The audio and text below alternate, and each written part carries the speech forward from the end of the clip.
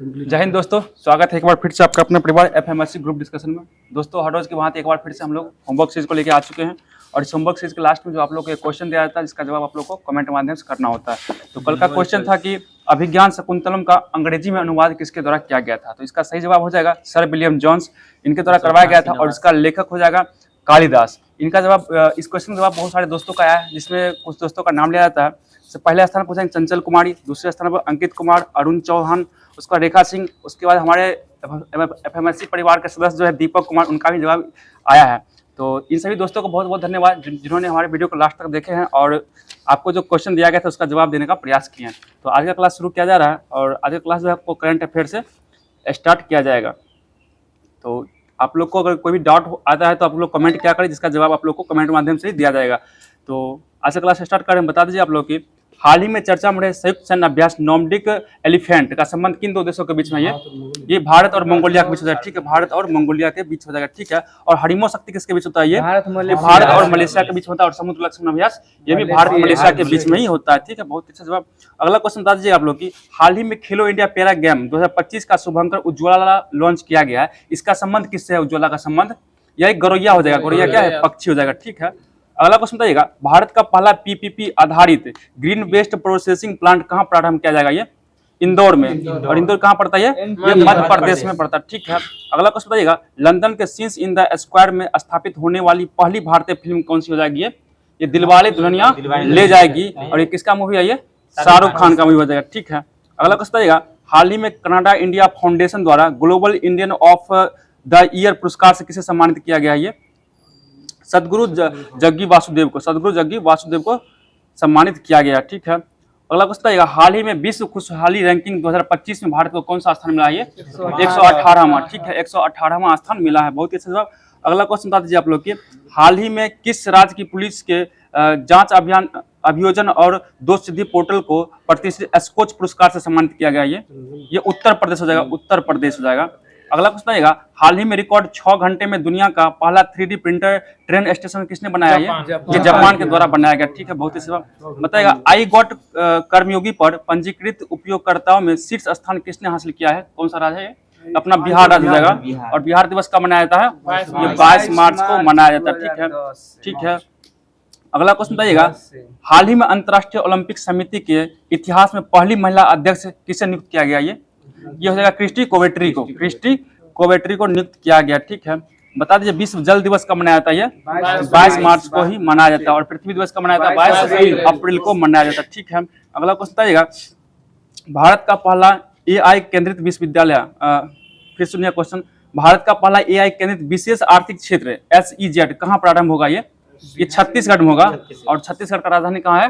रायपुर पड़ता है, ठीक है। बहुत ही अच्छा जवाब। अगला क्वेश्चन बता दीजिए आप लोग की हाल ही में अपने राज्य के लिए पहली बार हिंदी लेखक विनोद कुमार शुक्ल को ज्ञानपीठ पुरस्कार के लिए चुना गया। इनका संबंध किस राज्य से है? ये छत्तीसगढ़ से हो जाएगा। और इनको कितने क्रम का ज्ञानपीठ पुरस्कार दिया गया? 59, ठीक है। 59वें क्रम का ज्ञानपीठ पुरस्कार दिया गया, ठीक है। बता दीजिएगा अगला क्वेश्चन की हाल ही में केंद्रीय कृषि मंत्री शिवराज सिंह चौहान ने राष्ट्रव्यापी विकसित कृषि संकल्प अभियान कहाँ से शुरू किया है? ये भुवनेश्वर कहाँ पड़ता है? ये ओडिशा में पड़ता है, ठीक है। ओडिशा हो जाएगा, बहुत अच्छा जवाब। अगला क्वेश्चन बता दीजिए आप लोग की भारतीय नौसेना पहली बार अफ्रीकी राष्ट्रों के साथ हुआ बहुराष्ट्रीय संयुक्त अभ्यास EXAIKEYME कहाँ प्रारंभ किया? ये अक्याम्य, ये तंजानिया के साथ किया है, तंजानिया हो जाएगा इसका आंसर। अगला क्वेश्चन बताइएगा हाल ही में मेकांग गंगा देशों के लिए बोधि यात्रा शुरू करने की घोषणा किसने किया? ये हो जाएगा उत्तर प्रदेश द्वारा शुरू किया गया। बताइए बिहार में मतलब गंगा नदी की लंबाई कितना है? 445 किलोमीटर हो जाएगा। टोटल कितना है गंगा? ये 2525 किलोमीटर टोटल लंबाई है इसका, ठीक है। अगला क्वेश्चन हाल ही में चर्चा में रही भारत की पहली कुकरेल नाइट सफारी का संबंध किससे है? ये लखनऊ से हो जाएगा। और लखनऊ कहाँ पड़ता है? ये उत्तर प्रदेश पड़ता है, ठीक है। हाल ही में सिग्मो फेस्टिवल 2025 का आयोजन कहाँ हुआ? ये गोवा में किया गया, ठीक है, गोवा में किया गया। बताइए अगला क्वेश्चन हाल ही में इंडियन फुटबॉल सुपर लीग 2024-25 का खिताब कौन जीता है? ये मोहन बगान के द्वारा जीता गया, मोहन बगान के द्वारा जीत लिया गया। अगला क्वेश्चन, अगला क्वेश्चन बताइएगा अपनी ऊर्जा मांग को सौर ऊर्जा से पूरा करने वाला भारत का पहला जिला कौन बन गया? ये दीव बन गया। दीव इसका पहला जिला बन गया। दमन दीव में है, ये उधर जो पड़ता है अरब सागर में पड़ता है, गुजरात की ओर से। ठीक है, बताइएगा ब्रिक्स के न्यू डेवलपमेंट बैंक का 9वां सदस्य कौन बना है? ये इंडोनेशिया, ठीक है, इंडोनेशिया बन गया। बहुत ही सही बताइएगा हाल ही में राष्ट्रीय हिंदी पत्रकारिता दिवस 2025 कब मनाया गया? ये 30 मई को मनाया गया, ठीक है, 30 मई हो जाएगा। बहुत ही सही 30 मई हो जाएगा। अगला क्वेश्चन आएगा हाल ही में डीआरडीओ ने कौन सी लेजर निर्देशित हथियार प्रणाली का सफल परीक्षण किया है? MK सेकेंड का किया है, ठीक है। अगला क्वेश्चन है हाल ही में किसने सागर जिले में डॉक्टर BR अम्बेडकर के नाम पर नया वन्यजीव अभ्यारण्य घोषित किया है? पश्चिम बंगाल, मध्य प्रदेश किया है। और टोटल मध्य प्रदेश में कितना टाइगर रिजर्व हो गया? 58, 9 हो गया है। मध्य प्रदेश का 9 हो जाएगा। और 9वां कौन था? ये 9वां हो जाएगा माधव टाइगर, जो भारत का कितने क्रम का है? ये 58वें क्रम का हो जाएगा, जो मध्य प्रदेश राज्य में पड़ता है, ठीक है, ठीक है। अगला क्वेश्चन बता दीजिए आप लोग की 57वां टाइगर रिजर्व कौन जाएगा? रातापानी, ये भी कहाँ पड़ता है? ये मध्य प्रदेश में पड़ता है। और 56वां कौन जाएगा? गुरु घासदास तिमोर लेस्ते, कहाँ पड़ता है? ये छत्तीसगढ़ में पड़ता है, ठीक है। बहुत ही अच्छा जवाब। अगला क्वेश्चन देखिए 2-3 को ऊपर से याद रखिए, कौन पूछ सकता है, लगातार 3-4 को पूछ देता है ऊपर से।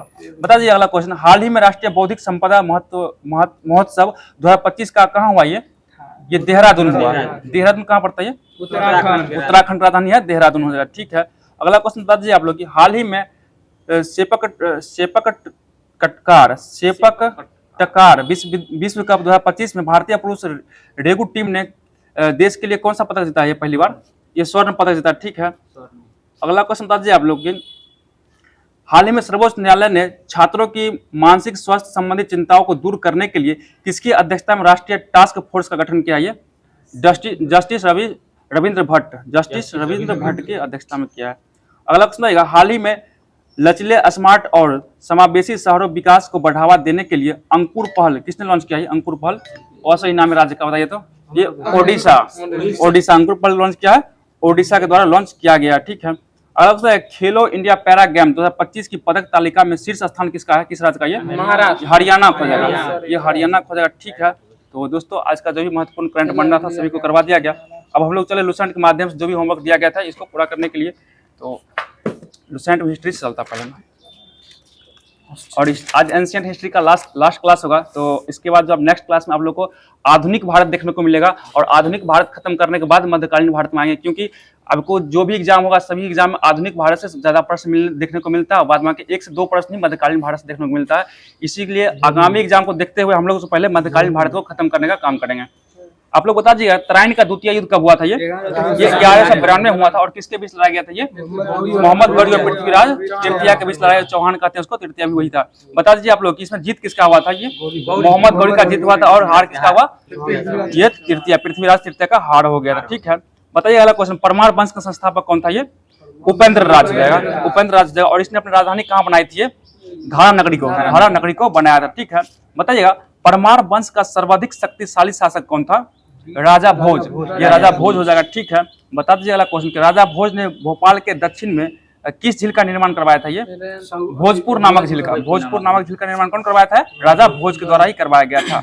बताइएगा नेस्धिया चरित्र के लेखक कौन हो जाएंगे? नेस्धिया चरित्र के लेखक श्री हर्ष हो जाएंगे। कौन हो जाएंगे? श्री हर्ष हो जाएंगे, ठीक है। अगला क्वेश्चन बताइएगा आप लोग की कविराज की उपाधि से किसे विभूषित कौन था? कविराज की उपाधि धारण करने वाला ये राजा भोज ही हो जाएगा। राजा भोज किसका उपाधि था? ये राजा कपिराज की उपाधि धारण किया था, ठीक है। बताइएगा राजा भोज ने अपनी राजधानी में किस मंदिर का निर्माण करवाया था? ये सरस्वती मंदिर का निर्माण करवाया था। सरस्वती मंदिर का निर्माण करवाया था, मंदिर ही है। बताइए राजा भोज के शासन काल में विद्या और विद्वानों का प्रमुख केंद्र कौन था? धारा नगरी, ये धारा नगरी उसका प्रमुख केंद्र हो जाएगा, ठीक है। बताइएगा भोजपुर नगर का स्थापना कौन किया था? ये राजा भोज के द्वारा ही किया गया, भोजपुर नगर की स्थापना किया गया था। बताइएगा परमार वंश के बाद किस वंश का उदय हुआ था? तोमर वंश आया था, तोमर वंश आया था। उसके बाद तोमर वंश के बाद कौन आया था? चहमान वंश आया था। अगला क्वेश्चन बताइएगा प्रतिहार साम्राज्य के पतन के बाद बुंदेलखंड की भूमि पर किस वंश का स्वतंत्र राजनीतिक शुरुआत हुआ? शुरुआत ये चंदेल वंश का हुआ था, चंदेल वंश हो जाएगा। बताइएगा चंदेल वंश का संस्थापक कौन हो जाएगा? नन्नूक हो जाएगा। और ये कब क्या था स्थापना? ये 831 ईस्वी में किया था, 831 ईस्वी में स्थापना किया था। बताइएगा कि जो नन्नूक था चंदेल वंश की राजधानी कहाँ बनाया था? ये खजुराहो को बनाया था, खजुराहो को। और बताइएगा कि चंदेल वंश का प्रारंभिक राजधानी कहाँ था? ये कालिंजर हो जाएगा, कालिंजर हो जाएगा। और बता दीजिए किसने अपनी राजधानी कालिंजर से खजुराहो को स्थानांतरण किया था? ये राजा धंग किया था, राजा धंग के द्वारा किया गया था। कालिंजर से खजुराहो राजधानी को स्थानांतरित किया गया था। बता दीजिए अगला क्वेश्चन चंदेल वंश का प्रथम स्वतंत्र एवं सबसे प्रतापी राजा कौन था? यशोवर्मन, ये यशोवर्मन हो जाएगा, ठीक है। बताइए जिन्नानाथ मंदिर का निर्माण कौन करवाया था? ये राजा धंग के द्वारा करवाया गया था। और विश्वनाथ मंदिर का निर्माण कौन करवाया था? यही राजा धंग के द्वारा। और बैद्यनाथ मंदिर का भी निर्माण राजा धंग ने ही करवाया था। बता दीजिएगा कदरिया महादेव मंदिर का निर्माण कौन करवाया था? ये भी धंग देव के द्वारा ही करवाया गया था। 999 ईस्वी में करवाया गया था। कंदरिया महादेव मंदिर, हाँ, कंदरिया महादेव मंदिर धंग देव के द्वारा ही करवाया गया था। और ये क्या गया था? 999 ईस्वी में किया गया था। अगला क्वेश्चन बता दीजिए आप लोग की अकेला ऐसा भारतीय नरेश कौन था जिसने महमूद गजनबी की महत्वाकांक्षाओं का सफलतापूर्वक प्रतिरोध किया था? ये हो जाएगा विद्याधर हो जाएगा। मतलब चंदेल शासक कीर्ति वर्मन की राज्यसभा में रहने वाला कौन था जो जिसने प्रबोध चंद्रोदय का रचना किया था? प्रबोध चंद्रोदय का रचना कौन किया था? कृष्ण मिश्र के द्वारा किया गया था। जो कहाँ रहता था? ये चंदेल शासक कीर्ति वर्मन के राज दरबार में रहता था। ये बता दीजिएगा अल्लाउद्दौला नामक जो दो सेनानायक था जो किसके दरबार में रहता था? ये दरबार में परमर्दी देव के दरबार में रहता था। बताइएगा चंदेल वंश का अंतिम शासक कौन था? ये परमर्दी देव ही हो जाएंगे। ठीक है, बताइएगा लक्ष्मण मंदिर का निर्माण कौन करवाया था? ये यशो बर्मन के द्वारा करवाया गया था। और ये चंदेल शासक यशो बर्मन कब करवाया था? ये 954 ईस्वी में करवाया था। ठीक है, बताइए सोलंकी वंश का संस्थापक कौन जाएगा? ये मूलराज प्रथम। सोलंकी वंश संस्थापक था मूलराज प्रथम। और बताइए इसने अपनी राजधानी कहाँ बनाया था? ये अहिलवाड़ा को अपनी राजधानी बनाया था। बताइएगा मूलराज प्रथम का संबंध किस धर्म था? ये किस धर्म से?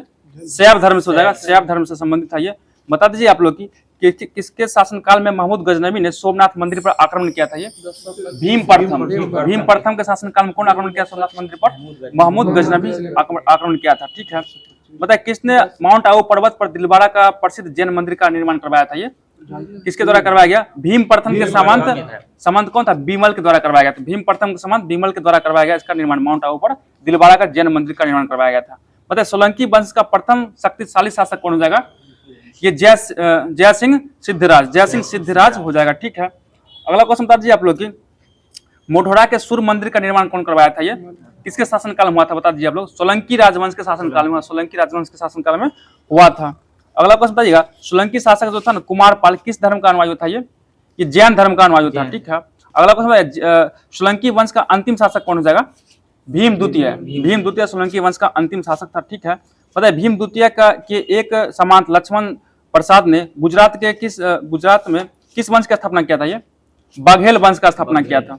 बघेल वंश। बताइएगा गुजरात का अंतिम हिंदू शासक कौन हो जाएगा? ये बघेल वंश का कर्ण द्वितीय हो जाएगा। और एक क्वेश्चन था कल के बंगाल का अंतिम हिंदू शासक कौन हो जाएगा? ये लक्ष्मण सेन हो जाएगा। और पूछेगा गुजरात का अंतिम हिंदू शासक तो कर्ण द्वितीय हो जाएगा। ठीक है, बताइए कलचुरी वंश का स्थापना किसने किया था? ये कोक्कल के द्वारा किया गया था। अपनी राजधानी कहाँ बनाया था? ये त्रिपुरी को अपनी राजधानी बना लिया था। बताइएगा कलचुरी वंश का एक शक्तिशाली शासक कौन था? वो बताइएगा गंगेय देव हो जाएगा।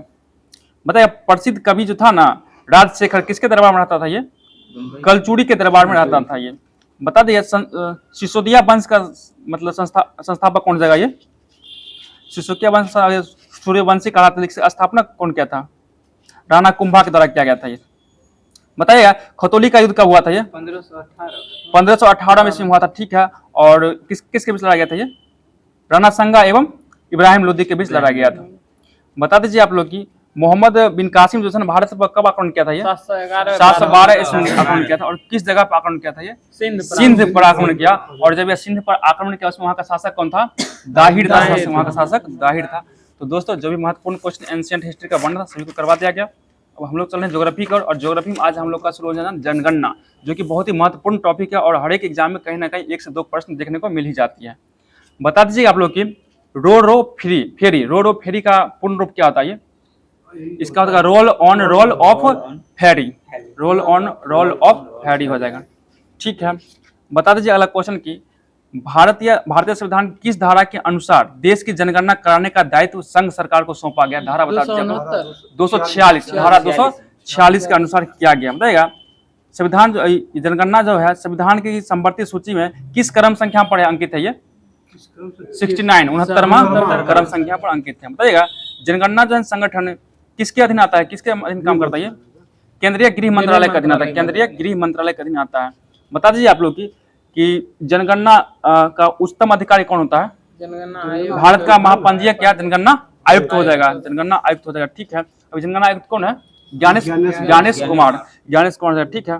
बता दीजिए आप लोग की वर्तमान में भारत के महापंजीयक जिनका नाम अभी ज्ञानेश कुमार ही चेंज हो गया, चंद्रमौली पिछले का अपना दिया हुआ है, ज्ञानेश कुमार हो जाएगा। बताइएगा 2011 का जनगणना जो था ना क्रम में क्या क्रम का था, ये 15वां क्रम था। और पूछेगा स्वतंत्र भारत क्या क्रम था, ये 7वां क्रम का जनगणना था, ठीक है। बहुत ही अच्छा जवाब। बता दीजिए अगला क्वेश्चन की केंद्रीय मंत्रिमंडल ने जाति आधारित जनगणना की स्वीकृति कब प्रदान की थी? 2010 में, सितंबर 2010 में प्रदान किया गया था। और पहली बार ये कब हुआ था जाति आधारित जनगणना? 1931 में हुआ था, 1931 में हुआ था, ठीक है। बता दीजिए अगला क्वेश्चन की जनगणना 2011 का शुभांकर क्या था? ये हमारी जनगणना परगणक शिक्षक का इसका शुभांकर था। और पूछेगा इसका ध्येय वाक्य आदर्श वाक्य क्या था? तो हमारी जनगणना हमारा भविष्य, आवर सेंसस आवर फ्यूचर, इसका सही जवाब हो जाएगा, ठीक है। बता दीजिए भारत में जनगणना का शुरुआत कब हुआ था? ये 1872 में हुआ था। और किसके शासनकाल में हुआ था? ये लॉर्ड मेयो के शासनकाल में किया गया था। बहुत अच्छा जवाब। अगला क्वेश्चन बताइएगा भारत में नियमित जनगणना की शुरुआत कब हुआ था? 1881 में हुआ था। और किसके समय? रिपन के समय में हुआ था। नियमित का अर्थ क्या होता है बताइए तो? मतलब क्रमवार, मतलब 10 साल का क्रमवार होने लगा था, नियमित जनगणना कहा गया था, ठीक है। बताइएगा आप लोग कि 1881 में जनगणना आयुक्त कौन था उस समय? डब्ल्यू प्लॉडेन कौन था? प्लॉडेन था। और पूछेगा किसके समय में हुआ था? तो लॉर्ड रिपन के समय में हुआ था, ठीक है। बहुत ही अच्छा। बता दीजिए आप लोग की बताइए स्वतंत्र भारत में पहली जनगणना कब हुआ था? स्वतंत्र भारत की पहली जनगणना ये 1951 में हुआ था, ठीक है। और उस समय जनगणना आयुक्त कौन था? 1951 में आर.ए. गोपाला स्वामी हो जाएगा, आर.ए. गोपाला स्वामी हो जाएगा, ठीक है। बताइए आधुनिक विश्व में सर्वप्रथम व्यावसायिक रूप से जनगणना कराने का श्रेय किस देश को जाता है?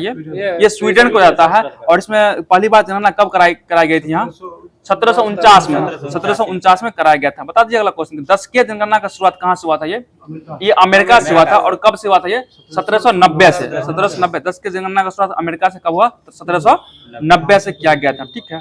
बताइए इंग्लैंड में जनगणना का शुरुआत कब हुआ था? इंग्लैंड में 1801 में शुरुआत हुआ था, ठीक है। बताइए जनसंख्या घनत्व बराबर क्या होता है? ठीक है, कुल जनसंख्या बटे कुल क्षेत्रफल हो जाएगा। और लिंगानुपात बराबर क्या होता है? स्त्रियों की संख्या बटे पुरुष संख्या गुना 1000 किया जाता है। या शिशु लिंगानुपात 0.6 वर्ष का बच्चा क्या हो जाएगा? वही बालिकाओं की संख्या 0.6 और बालकों की संख्या 0.6 गुना 100,000 बटा करके, ठीक है। तो साक्षरता दर क्या हो जाएगा बता दीजिए आप लोग की?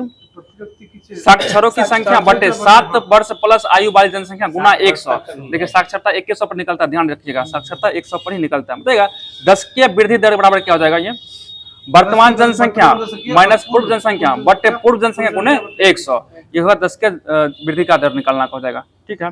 बता दीजिए आप लोग की जनगणना 2011 के तहत देश में पहली बार जो है ना किसका तैयार किया गया था? किस चीज को? राष्ट्रीय जनसंख्या रजिस्टर तैयार किया गया था। बताइए कि राष्ट्रीय जनसंख्या रजिस्टर में देश के सभी नागरिकों को कुल कितने विवरण दर्ज करना था? उसमें 15 का विवरण दर्ज, 15 सवाल पूछा जाता था उससे, तो 15 विवरण उसका दर्ज करना होता था। बता दीजिएगा कि किसके अनुसार जो है ना वर्ष 2045 ईस्वी तक जनसंख्या स्थिरता प्राप्त करने का लक्ष्य रखा गया था? किसके अनुसार? ये राष्ट्रीय जनसंख्या नीति 2000 के अनुसार, राष्ट्रीय जनसंख्या नीति 2000 के तहत ये रखा गया था, ठीक है।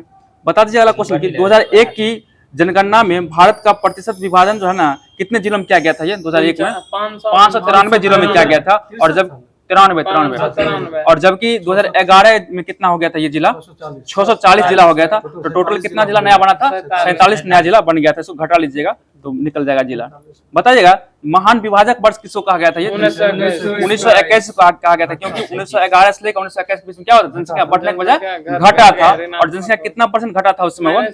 -0.31% जनसंख्या क्या होता? कमी हुआ था, जिस कारण क्या महान विभाजक वर्ष कहा जाता है 1921 को। ये सब क्वेश्चन पूछता है। अगला क्वेश्चन बताइएगा भारत की जनसंख्या में सर्वाधिक औसत वार्षिक घातीय वृद्धि दर कब दर्ज किया गया था? ये 1961 से 1971 में, 1961 से 1971 में दर्ज किया गया था।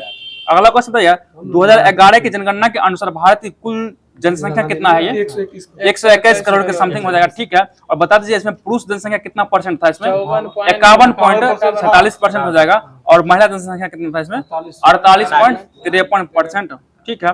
बताइएगा 2011 की जनगणना के अनुसार भारत की कुल जनसंख्या जो है ना विश्व जनसंख्या का कितना प्रतिशत? 17.5%। और इसमें क्या स्थान था इसका? भारत का तो दूसरा स्थान था। पहला स्थान पर किस देश का? चीन का। और चीन में कितना परसेंट जनसंख्या था? 18%। 18%, थोड़ा ही कम था, पॉइंट कम थे। बताइए जनसंख्या में वार्षिक वृद्धि दर 2011 जनसंख्या के अनुसार जनसंख्या में वार्षिक वृद्धि दर कितना से घटकर कितना हो गया था? ये 1.97 से घटकर 1.64% हो गया था। ठीक है, बता दीजिए अगली जिसमें दशकीय वृद्धि दर जो कहाँ पे कितना हो गया था? ये 21.54 से घटकर 17.7% हो गया था। बता दीजिए सर्वाधिक दशकीय वृद्धि दर ऋणात्मक रहा था किस राज्य में? ये नागालैंड रहा था। कितना? -0.6% क्या ऋणात्मक रहा था। और सर्वाधिक जनसंख्या वृद्धि किस राज्य में हुआ था? ये मेघालय में हुआ था और 27.9% वहाँ पे वृद्धि हुआ था। ठीक है, बहुत ही 27.9 हो जाएगा। बताइएगा जनसंख्या 2011 की जनगणना में जो जनसंख्या घनत्व है ना कितना से बढ़कर कितना हो गया था? ये 325 व्यक्ति से 325 से प्रति व्यक्ति वर्ग किलोमीटर से बढ़ कितना हो गया? 382 व्यक्ति प्रति वर्ग किलोमीटर हो गया था। और लिंगानुपात कितना से बढ़कर कितना हो गया था? ये 933 से बढ़कर 943 पुरुष लिंगानुपात था। और बच्चा वाला बोल रहे हैं जो भी बोल रहे हैं, आप समझ गए? तो शिशु लिंगानुपात कितना से बढ़कर कितना हो गया? ये 927 से घटकर 918 हो गया था, शिशु लिंगानुपात था ये। और जो पुरुष जो लिंगानुपात है जो 900 ठीक है 933 से बढ़कर 943 हो गया था। और शिशु लिंगानुपात कितना से हुआ था? 927 से 918 हो गया था। ठीक है, बताइएगा 2011 की जनगणना में साक्षरता लोक संख्या कितना परसेंट था? साक्षर लोक संख्या 64.84%। और इसमें पुरुष कितना था? जो नहीं तो बढ़कर कितना हो गया? बढ़कर हो गया 73% हो गया था। ये 2011 में बढ़कर 73% हो गया। इसमें पुरुष साक्षरता कितना परसेंट है? ये 75.26 से बढ़कर 80.9% हो गया। और महिला साक्षरता दर 53.67 से बढ़कर 64.6% हो गया।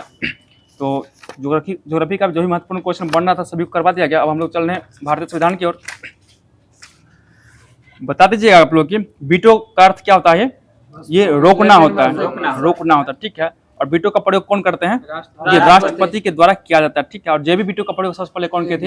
ज्ञानी जैन सिंह के द्वारा ही किया गया था। ठीक है, बता दीजिए आप लोग की संविधान अधिनियमों में राष्ट्रपति का पास कोई वीटो शक्ति नहीं था। किस संशोधन के बारे में? संविधान संशोधन के विषय में राष्ट्रपति के पास कोई भी वीटो शक्ति नहीं होता है। ठीक है, बताइए किस संविधान संशोधन विधेयक पर राष्ट्रपति को अपनी स्वीकृति देने के लिए बाध्य कर दिया गया था? ये किस संविधान संशोधन द्वारा? ये 24वां संविधान संशोधन 1971 के द्वारा था ना। संविधान संशोधन जो विधेयक आएगा ना उस पर राष्ट्रपति को मंजूरी देना ही पड़ेगा। ठीक है, वो बाध्य कर दिया 24वां संविधान संशोधन, यानी कि उसको टाल नहीं सकते हैं वो। अगला क्वेश्चन बताइएगा राज्य विधायिका के संबंध में भी राष्ट्रपति के पास वीटो शक्ति है या नहीं है? राज्य विधायिका के संबंध में भी है वीटो शक्ति। ठीक है, अगला क्वेश्चन बताइएगा जब कोई विधेयक राज्य विधायिका द्वारा पारित कर राज्यपाल के विचारार्थ उसकी स्वीकृति के लिए जाता है तो किस अनुच्छेद के अंतर्गत उसके पास 4 विकल्प होता है? ये अनुच्छेद 200 के तहत 4 विकल्प होता है। और ये चारों विकल्प सुन लीजिएगा। वह विधेयक पर अपनी स्वीकृति दे सकता है, अथवा विधेयक पर अपनी स्वीकृति सुरक्षित रख सकता है, अथवा वह जो विधेयक को राज्य विधायिका को पुनर्विचार के लौटा सकता है। दूसरा जो है ना, और अगला हो जाएगा वह विधेयक को राष्ट्रपति के विचार के लिए आरक्षित कर सकता है, विचाराधीन के लिए। अगला क्वेश्चन बताइएगा जब कोई विधेयक राज्यपाल द्वारा राष्ट्रपति के विचारार्थ आरक्षित किया जाता है तब राष्ट्रपति के पास 3 गो अधिकार होता है। वो किस अनुच्छेद के तहत होता है? 3 गो विकल्प। अनुच्छेद 201 के अनुसार 3 गो विकल्प होता है। और वो कौन कौन विकल्प होता है कि वह विधेयक को क्या करते हैं? अपनी स्वीकृति दे सकते हैं, वह विधेयक पर अपनी स्वीकृति सुरक्षित रख सकते हैं, अथवा वह राज्यपाल को निर्देश दे सकता है कि वह विधेयक को राज्य विधायिका में पास पुनर्निर्वाचन में भेज सके, दोबारा लौटा सके। ये 3 चीज इनके पास है। और राज्यपाल के पास कितना शक्ति था? 4 गो था, 200 के तहत, और राष्ट्रपति के पास 201 के तहत है। बताइएगा अगला क्वेश्चन संघ वित्त आयोग की सिफारिश नियंत्रण महालेखा परीक्षक के प्रतिवेदन राष्ट्रीय अनुसूचित जाति आयोग एवं राष्ट्रीय जनजाति आयोग के प्रतिवेदन को संसद के पटल पर कौन रखवाता है? ये राष्ट्रपति के द्वारा ही रखवाया जाता है। ठीक है, तो भारत के प्रथम राष्ट्रपति कौन थे? ये डॉक्टर राजेंद्र प्रसाद। और बताइए लगातार कितने बार ये दो बार राष्ट्रपति बने थे? इनका मनोनयन जो हुआ था कितने वर्ष के लिए हुआ था? मनोनयन राष्ट्रपति के रूप में 2 वर्ष के लिए किया गया था। कब 50 से 52 तक किया गया था। किसके द्वारा किया गया था? ये संविधान सभा के द्वारा किया गया था। और इनको कार्यकाल कितना वर्ष टोटल पूछे? टोटल कार्यकाल कितना वर्ष काम किए थे? ये 12 वर्ष टोटल वर्ष काम किए। टोटल वर्ष पूछेगा तो 12 वर्ष लग जाएगा। ठीक है, मनोनयन लगा के 12 वर्ष हो जाएगा। बता दीजिए 2 बार उपराष्ट्रपति तथा 1 बार राष्ट्रपति बनने वाले कौन हो जाएंगे व्यक्ति? ठीक है, डॉक्टर सर्वपल्ली राधाकृष्णन हो जाएंगे। और ये प्रथम उपराष्ट्रपति यही ना थे? भारत के प्रथम उपराष्ट्रपति डॉक्टर सर्वपल्ली राधाकृष्णन हो जाएंगे। ठीक है, अगला क्वेश्चन बता दीजिएगा निर्वाचन के समय दूसरे चक्र की गणना किसके समय में हुआ था? ये दूसरे चरण में गणना बीबी ग्रिग समय होती है। बीबी ग्रिग समय क्या होता है? निर्वाचन के समय दूसरे चरण की चक्र की गणना किया गया था। ठीक है, बताइए ऐसे राष्ट्रपति कौन हुए जो एक बार चुनाव में पहले हार गए और फिर निर्विरोध जीत गए दोबारा? ठीक है, नीलम सिंह रेड्डी निर्विरोध जीत गए। पहले बार क्या हुआ था, हार गए थे और दूसरा बार निर्विरोध ही जीत गए थे, मतलब उनके विपक्ष में कोई खड़ा ही नहीं हुआ था। ठीक है, बताइएगा भारत की प्रथम महिला राष्ट्रपति कौन थी? प्रतिभा देवी सिंह पाटिल। प्रतिभा देवी सिंह पाटिल हो जाएगी बहुत ही जवाब। बताइएगा उपराष्ट्र भारत का एक उपराष्ट्रपति होगा, किस अनुच्छेद में है ये अनुच्छेद 63 में हो जाएगा। ठीक है, अगला प्रश्न बताइएगा संविधान में उपराष्ट्रपति संबंधित प्रावधान किस देश से लिया गया? ये अमेरिका से लिया गया, अमेरिका के संविधान से ग्रहण किया गया। बता दीजिए अगला क्वेश्चन की भारत का उपराष्ट्रपति राज्यसभा का पदेन सभापति होता है, किस अनुच्छेद के अनुसार? ये दो अनुच्छेद है, देखिए एक 64 के तहत और एक अनुच्छेद 89 के तहत। फिर से सुनिएगा, अनुच्छेद 64 और अनुच्छेद 89 के तहत जो है ना भारत का उपराष्ट्रपति राज्यसभा का पदेन सभापति होते हैं। ठीक है, बता दीजिएगा उपराष्ट्रपति जो राज्यसभा के सदस्य होते हैं या नहीं होते हैं? ये नहीं होते हैं। और बता दीजिएगा राज्यसभा के सदस्य नहीं होते हैं। ठीक है, और बताइए आप लोग कि उपराष्ट्रपति जो राज्यसभा के कोई भी विधेयक मतलब होता है उसमें मतदान कर सकते हैं या नहीं कर सकते हैं? ये मतदान नहीं कर सकते हैं। और लेकिन किस परिस्थिति में मतदान कर सकते हैं? जब जो वोट बराबर हो जाएगा तो क्या करेंगे? निर्णायक मत देने का काम कौन करेंगे? ये उपराष्ट्रपति यानी कि सभापति के द्वारा किया जाता है। इसी तरह लोकसभा में अध्यक्ष भी, जो लोकसभा अध्यक्ष होते हैं वो भी निर्णायक मत ही सिर्फ देते हैं, बाद बाकी मत वो नहीं देते हैं। ठीक है, अगला क्वेश्चन बताइएगा कि उपराष्ट्रपति बनने के लिए जो उम्र सीमा कितना होना चाहिए? ये 35 वर्ष का होना चाहिए। और इनका योग्यता बता दीजिए आप लोग। ये भारत का नागरिक हो, ठीक है, राज्यसभा का सदस्य निर्वाचित होने योग्य हो और लाभ के पद पर ना हो। बताइए लाभ का पद जो लिया गया, लाभ का पद का मतलब क्या होता है बता दीजिए आप लोग। ये सरकारी नौकरी होता है, सरकारी नौकरी में नहीं होना चाहिए, बाद बाकी आप कुछ करते हैं लाभ आपका नहीं है, सरकारी नौकरी तभी आप लाभ के पद पर हो जाएंगे। अगला क्वेश्चन बता दीजिए कि उपराष्ट्रपति के निर्वाचन के लिए निर्वाचक मंडल होगा, ये अनुच्छेद किस हो जाएगा? किस अनुच्छेद में? ये 66 अनुच्छेद 66 हो जाएगा। ठीक है, बता दीजिए कि उपराष्ट्रपति के निर्वाचन में कौन भाग लेता है? ये संसद के दोनों सदन का सदस्य भाग लेता है। इसमें मनोनीत और निर्वाचित दोनों सदस्य भाग लेते हैं। लेकिन आप जान लीजिए राष्ट्रपति का जब चुनाव होता है उसमें मनोनयन सदस्य भाग नहीं लेता है, क्योंकि राष्ट्रपति क्या करते हैं 12 सदस्य राज्यसभा में भी मनोनयन करते हैं। अगर वो भी वोट देगा तो राष्ट्रपति के जो मनोनयन किया उन्हीं के पक्ष में वोट दिया जाएगा, इसी कारण से वो मनोनयन सदस्य भाग नहीं लेता है। लेकिन उपराष्ट्रपति का मनोनयन नहीं करते हैं किसी सदस्य का, इसलिए दोनों सदस्य में भाग लेता है उपराष्ट्रपति के चुनाव में। अगला क्वेश्चन बता दीजिए आप लोग की उपराष्ट्रपति की पदावधि की चर्चा किस अनुच्छेद में? ये अनुच्छेद 67 में हो जाएगा। अनुच्छेद 67 में उपराष्ट्रपति का क्या है? पद अवधि है। और बता दीजिए उपराष्ट्रपति का पद अवधि कितना वर्ष का होता है? ये 5 वर्ष का।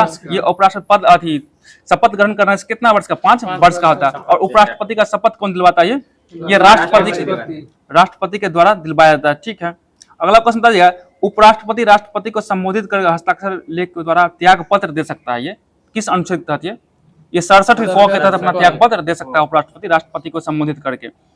बता दीजिएगा अगला क्वेश्चन की उपराष्ट्रपति को कौन हटा सकता है? ये उपराष्ट्रपति को संसद द्वारा ही हटाया जाएगा, लेकिन इसका जो हटाने का पहला जो विधेयक आएगा राज्यसभा के द्वारा पेश किया जाएगा और वही जो महाभियोग प्रक्रिया है इसको हटाया जा सकता है।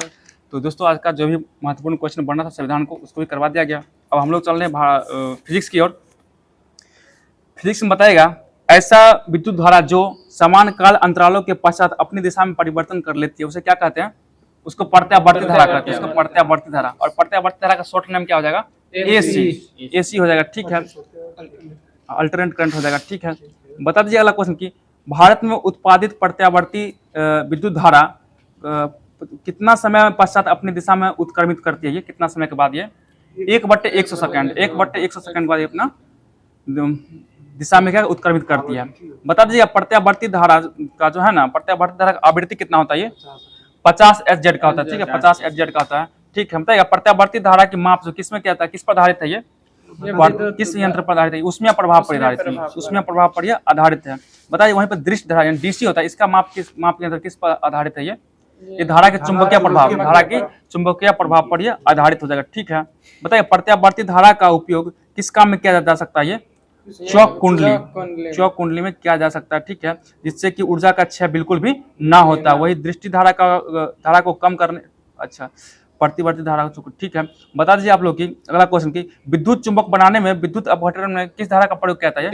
ये दृष्टि धारा का ही प्रयोग किया जाता है। ठीक है, प्रत्यावर्ती धारा का प्रयोग नहीं किया जाता है। बताएगा संचायक सेलों के बताएगा संचायक सेलों के आवेशन में भी किसका प्रयोग किया जाता है? ये दृष्टि धारा का ही प्रयोग किया जाता है। ठीक है, अगला क्वेश्चन प्रत्यावर्ती धारा जो है ना, प्रत्यावर्ती धारा को किसके द्वारा घटाया बढ़ाया जाता है? ये एसी को ये ट्रांसफार्मर के द्वारा घटाया या बढ़ाया जाता है। ठीक है, अगला क्वेश्चन बता दीजिए आप लोग की ट्रांसफार्मर तो है ना कम बेसिक किया जाता है, ठीक है। बताइएगा प्रत्यावर्ती धारा की उत्पादन लागत दृष्टि धारा की उत्पादन लागत से क्या होता है, ये अधिक कम होता है। प्रत्यावर्ती धारा कम होता है, दृष्टि धारा से कम हो जाएगा। बताइएगा प्रत्यावर्ती धारा दृष्टि धारा की तुलना में क्या अधिक खतरनाक होता है या कम खतरनाक होता है, ये अधिक खतरनाक, यानी एसी अधिक खतरनाक है। सटिएगा साथ चल जाइएगा, डीसी में तो करंट नहीं मारता, लगभग नहीं बराबर मारता करंट।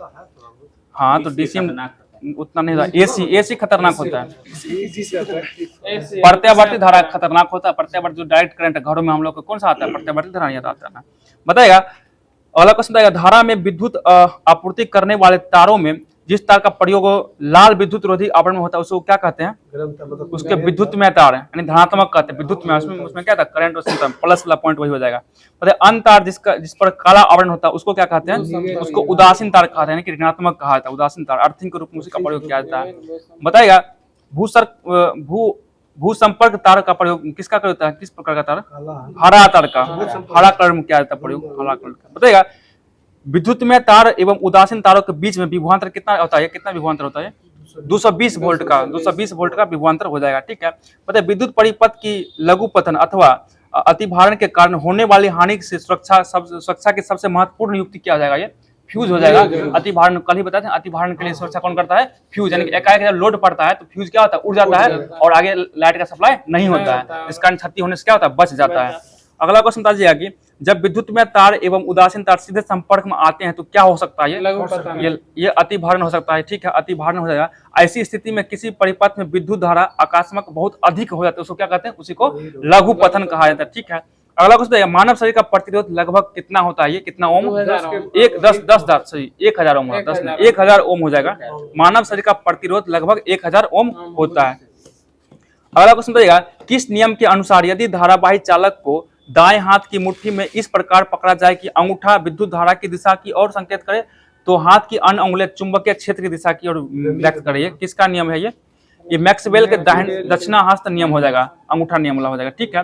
हाँ बताइए अगला क्वेश्चन बता दीजिएगा आप लोग की किस नियम के अनुसार यदि एक काग पेच को हाथ में लेकर इस तरह घुमाया जाए कि वह धारा की दिशा में आगे की ओर बढ़े तो अंगूठा की गति की दिशा चुंबकीय बल रेखा की धनात्मक दिशा बताएगी, ये किस नियम के अनुसार, ये मैक्सवेल का कॉर्क स्क्रू नियम, मैक्सवेल का कॉर्क स्क्रू नियम के अनुसार हो जाएगा, ठीक है। बताइए विद्युत चुम्बकीय प्रेरण सिद्धांत मतलब ट्रांसफार्मर किस सिद्धांत पर काम करता है, ये विद्युत चुम्बकीय प्रेरण के सिद्धांत पे काम करता है, ठीक है। बताइएगा एसी मतलब कौन जो है ना उच्च एसी को निम्न एसी में बदलता है, ये ट्रांसफार्मर के द्वारा ही बदला जाता है, ठीक है। मतलब ट्रांसफार्मर के क्रोड बनाने के लिए किसका प्रयोग किया जाता है, ये नरम लोहा का प्रयोग किया जाता है। ट्रांसफार्मर का क्रोड बनाने में नरम लोहा का प्रयोग किया जाता है। बताइएगा ट्रांसफार्मर मुख्यतः कितने प्रकार के होते हैं, ये 2 प्रकार का हो जाएगा, कौन कौन हो जाएगा, ये उच्चाई ट्रांसफार्मर हो जाएगा, अपचाई ट्रांसफार्मर हो जाएगा।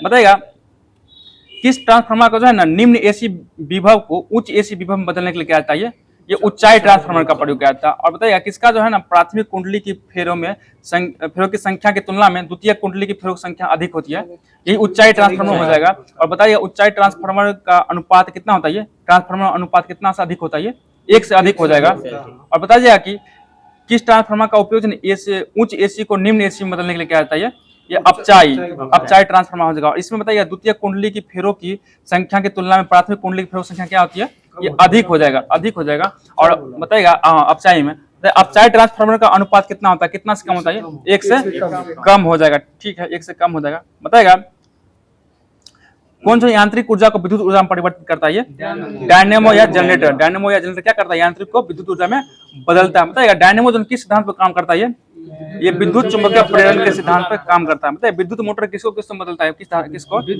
विद्युत को ये यांत्रिक बदलता है। विद्युत मोटर विद्युत ऊर्जा को यांत्रिक ऊर्जा में बदलता है। और विद्युत मोटर किस सिद्धांत पर काम करता है, ये भी विद्युत चुम्बकीय प्रेरण के सिद्धांत पर ही नहीं काम नहीं करता है। विद्युत मोटर विद्युत चुम्बकीय प्रेरण के सिद्धांत पर काम नहीं करता है, सिर्फ डायनेमो काम करता है, विद्युत चुम्बकीय प्रेरण पे काम करता है।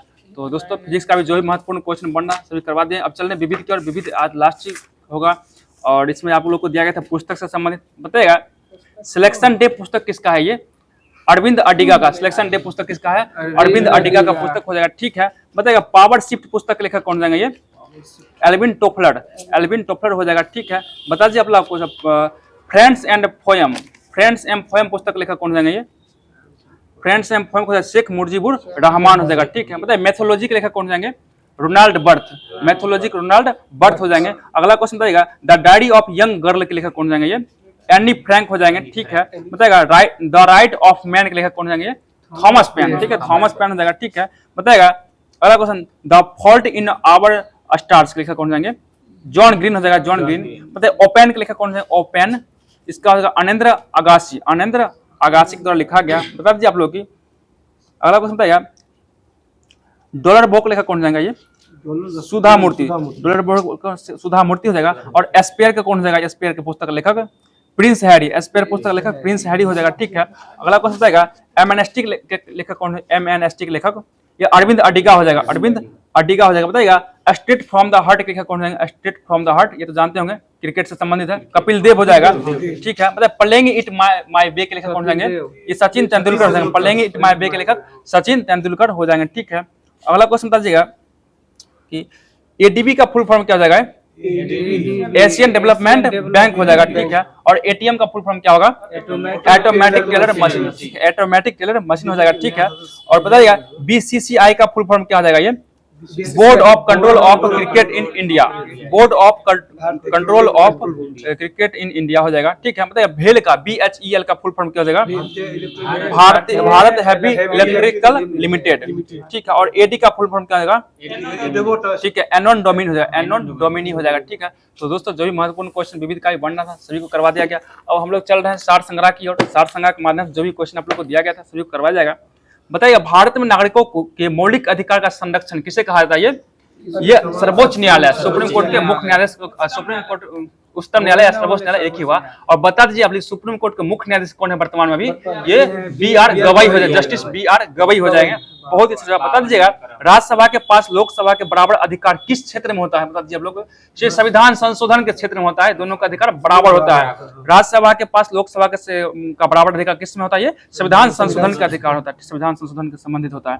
मतलब ब्रिटिश इंडिया कंपनी का स्थापना कब हुआ था, ये 1600 ईस्वी में किया गया था, ठीक है। मतलब टोबा झील कहाँ है, टोबा झील कहाँ पड़ता है, ये सुमात्रा में पड़ता है, सुमात्रा में पड़ता है। बताएगा मूली किस का एक रूपांतरण है, ये जड़ का रूपांतरण, मूली जड़ का रूपांतरण हो जाएगा, ठीक है। बताइए कौन सा जंतु है ना एक परितंत्र में एक समय में एक से अधिक पोषक स्तरों में प्रवेश कर सकता है, ये गौरैया, ये गौरैया पक्षी हो जाएगा, ठीक है। बताइएगा किस क्षेत्र में योगदान के लिए ग्रेगर जॉन मेंडल को जो है नोबेल योगदान किस क्षेत्र में है, ये अनुवांशिकता में, अनुवांशिकता में। बताइए कौन सी गैस की वजह से अम्ल वर्षा होती है, ये SO2 और NO2, SO2 और NO2 के कारण होता है, ठीक है। बताइएगा आलू का कंद किसका उदाहरण है, ये तना का उदाहरण हो जाएगा, ठीक है। बताइएगा जॉन आर रेड किस क्षेत्र से जुड़े थे, ये क्रिकेट क्षेत्र से, जॉन आर रेड क्रिकेट क्षेत्र से जुड़े हुए थे। बताइएगा दक्षिण अफ्रीका से वापस लौटने के पर महात्मा गांधी द्वारा प्रथम सफल सत्याग्रह कौन रहा था, ये चंपारण सत्याग्रह। कब हुआ था चंपारण सत्याग्रह, ये 1917 में हुआ था। और चंपारण में सत्याग्रह करने के लिए आमंत्रण कौन के थे, राजकुमार शुक्ल के द्वारा आमंत्रण किया गया था महात्मा गांधी को।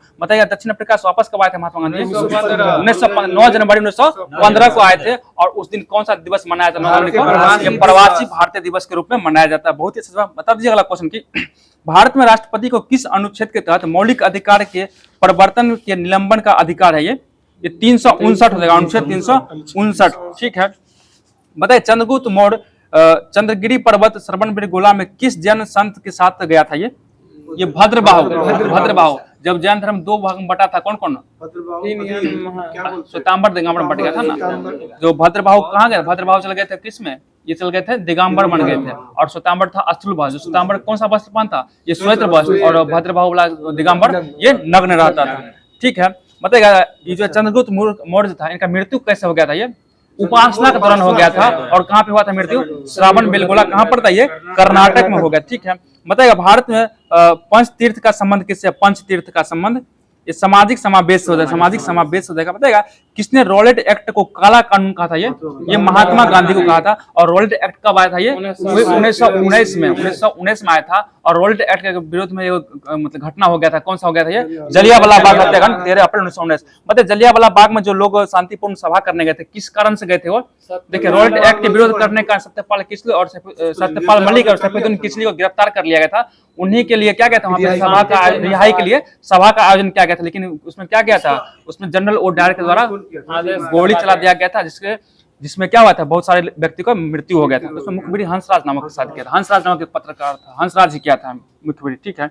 बता दीजिए आप लोग कि राज्य का सर्वाधिक महत्वपूर्ण तत्व क्या हो जाएगा, ये संप्रभुता।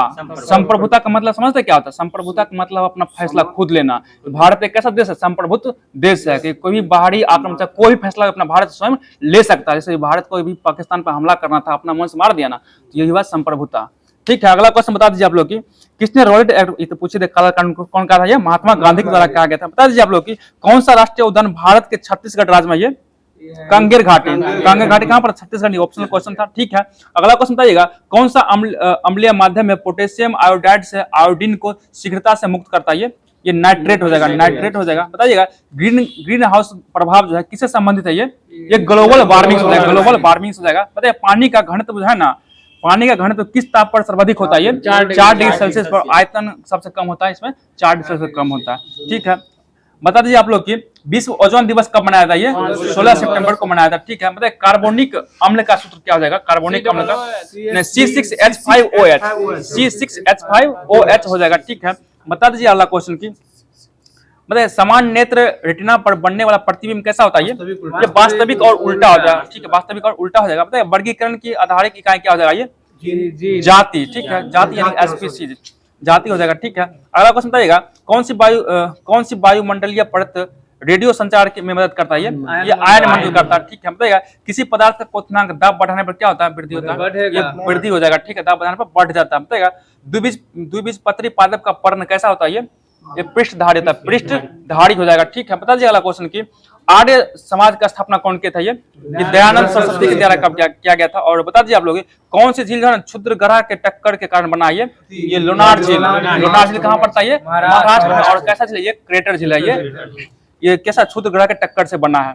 अगला क्वेश्चन बताइएगा भारत के संसद जो क्या क्या शामिल, संसद में क्या क्या शामिल होता है? बताइए तो 3 चीज शामिल, कौन कौन? लोकसभा, राज्यसभा और एक राष्ट्रपति शामिल होता है। तब तीनों में क्या बनता है? संसद बनता है। ठीक है, बता दीजिए आप लोग की पंचायत की वित्तीय स्थिति की समीक्षा कौन करता है?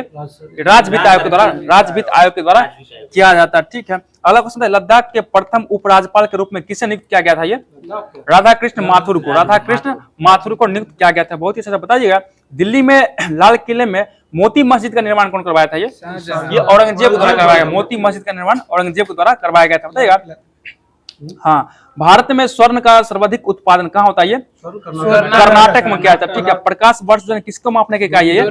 दूरी को मापने की इकाई हो जाएगा। ठीक है, बताइएगा किसी वस्तु का पृथ्वी की सतह से प्लान वेग कितना हो जाएगा? ये 11.2 किलोमीटर प्रति सेकंड, यानी कि 11.2 किलोमीटर प्रति सेकंड से किसी वस्तु को अगर हम फेंकेंगे तो दोबारा पृथ्वी वापस ये नहीं आएगी। ये कहाँ चला जाएगा? अंतरिक्ष में चला जाएगा। ये अगला क्वेश्चन बता दीजिएगा आप लोग की वह युग की जो रासायनिक ऊर्जा को विद्युत ऊर्जा में परिवर्तित करता है वो क्या कहलाता है? ये बैटरी यानी प्राथमिक सेल कहलाता है। बता दीजिएगा किलोवाट घंटा किसका इकाई है? ये ऊर्जा, विद्युत ऊर्जा का इकाई हो जाएगा। ठीक है, अगला क्वेश्चन है निकट दृष्टि दोष को निवारण के लिए किस लेंस का प्रयोग करते हैं? ये अवतल लेंस का प्रयोग करते हैं। और दूर दृष्टि में किसका करते हैं? ये उत्तल लेंस का प्रयोग किया जाता है। बताइए मानव रक्त का पीएच मान कितना होता है? ये 7.4 होता है, 7.4 होता है। बताइएगा विश्व जैव विविधता दिवस कब मनाया जाता है? ये 22 मई को मनाया जाता है। ठीक है, मतलब संसदीय शासन का मूल सिद्धांत क्या हो जाएगा? ये सामूहिक उत्तरदायी, सामूहिक उत्तरदायी हो जाएगा। बताइएगा वर्ष 2011 की जनगणना के अनुसार भारत का दूसरा सर्वाधिक जनसंख्या वाला शहर कौन हो जाएगा? ये दिल्ली हो जाएगा। और सर्वाधिक जनसंख्या घनत्व भारत में कहाँ था? ये भी दिल्ली में सर्वाधिक जनसंख्या घनत्व भारत। क्वेश्चन सुनिए, हम जो बोल रहे हैं सर्वाधिक, सुनिए ना, जब पूछेगा ना सर्वाधिक जनसंख्या घनत्व भारत में किस जगह पर था तो दिल्ली होगा। जब तक राज्य नहीं लगा तब तक बिहार आपको नहीं लेना है। और बताइए सर्वाधिक जनसंख्या घनत्व वाला राज्य कौन हो जाएगा? ये बिहार हो जाएगा। और बिहार का जनसंख्या घनत्व कितना था? 1106 हो जाएगा। और सबसे कम जनसंख्या घनत्व किसका था? ये अरुणाचल प्रदेश का हो जाएगा। और कितना हो जाएगा? 17 व्यक्ति प्रति वर्ग किलोमीटर हो जाएगा। ठीक है, बहुत ही अच्छा बताइएगा भारतीय संविधान में विनिर्मित संपत्ति का अधिकार क्या है? संपत्ति का अधिकार कैसा अधिकार है? ये कानूनी अधिकार हो गया। और बताइए संपत्ति का अधिकार का वर्तमान किस अनुच्छेद में रखा गया है? ये 300 के क में रखा गया। और बता दीजिए भाग किस में हो जाएगा? ये भाग 12 में हो जाएगा। ठीक है, भाग 12 में इसको रखा गया। ठीक है, अगला क्वेश्चन है किस पोर्टल का उदय बाल श्रम मुक्त समाज है? ये पेंसिल ऑप्शन करंट क्वेश्चन हो गया। अगला क्वेश्चन है उच्चतम न्यायालय की न्यायिक पूर्वावलोकन की शक्ति किस अनुच्छेद में? ये अनुच्छेद 137 में हो जाएगा। न्यायिक पूर्वावलोकन शक्ति 137 हो जाएगा। ठीक है, बताइए महात्मा बुद्ध द्वारा अपना प्रथम प्रवचन जो है ना जिसे धर्मचक्र प्रवर्तन कहा था, कहाँ पे दिया गया था? ये सारनाथ में दिया गया था। और सर्वाधिक उपदेश कहाँ दिए थे? ये श्रावस्ती में। पहला उपदेश सारनाथ में जिसको धर्मचक्र प्रवर्तन कहा गया। और सर्वाधिक उपदेश श्रावस्ती। श्रावस्ती कहाँ पड़ता है? ये ये उत्तर प्रदेश में पड़ता है। बताइएगा भारतीय स्वतंत्रता आंदोलन में 1942 में गांधी जी द्वारा कौन सा नारा दिया गया था? ये भारत छोड़ो का नारा, करो और मरो का नारा दिया गया था, ठीक है। और करो और मरो का नारा कौन देते हैं? महात्मा गांधी द्वारा कब दिया गया? भारत छोड़ो आंदोलन के दौरान दिया गया 1942 में। बताइए भारत छोड़ो आंदोलन का शुरुआत कब हुआ था? ये 9 अगस्त 1942 को हुआ था, ठीक है। 8 अगस्त घोषणा हुआ था और 9 अगस्त 1942 को शुरू हुआ था, लेकिन उसी दिन ऑपरेशन जीरो आवर के तहत सभी को क्या किया? गिरफ्तार कर लिया गया था, ठीक है। अगला क्वेश्चन है बिहार की किस भाषा को संवैधानिक दर्जा में प्राप्त है? ये मैथिली भाषा हो जाएगा, ठीक है। बोडो, डोंगरी, मैथिली, संथाली एक बार जुड़ा था ना, तो उसी में मैथिली को भी दिया गया था। बिहार से 3 भाषा हो जाएगा, उर्दू भी है, मैथिली भी है और हिंदी, 3 भाषा को संविधान दर्जा दिया गया है। हाँ, ठीक है। अगला क्वेश्चन बता दीजिए आप लोग की।